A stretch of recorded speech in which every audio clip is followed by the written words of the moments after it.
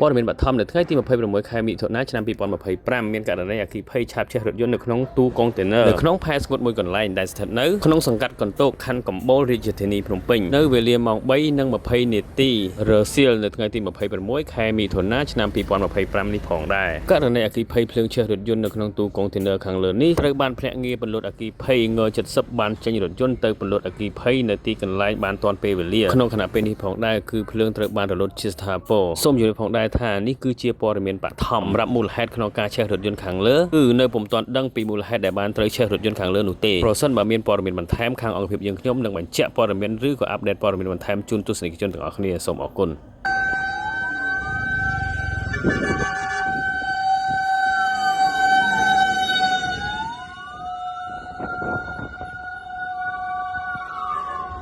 ម៉ូតូចង់បានម៉ូតូកុំភ្លេចខាង KBK ថែមអូស្ត្រា Honda Yamaha Suzuki មានគ្រប់ស៊េរីមាននៅទីនេះរំលោះសុទ្ធ 100% ឯកសារត្រឹមតែ2ទៅ3មុខអាចយកម៉ូតូទៅជិះបានមិនត្រូវការលុយកកមិនត្រូវការអ្នកធានានិងមិនត្រូវការទ្រព្យបញ្ចាំបញ្ជាក់អ្នករកស៊ីឬអ្នកធ្វើការក៏អាចបង់រំលោះបានដូចគ្នាទំនាក់ទំនងមកឥឡូវនេះដើម្បីកុំឲ្យហួសពេល KBK ដាក់ស្រួលដកក៏រហ័សទៀត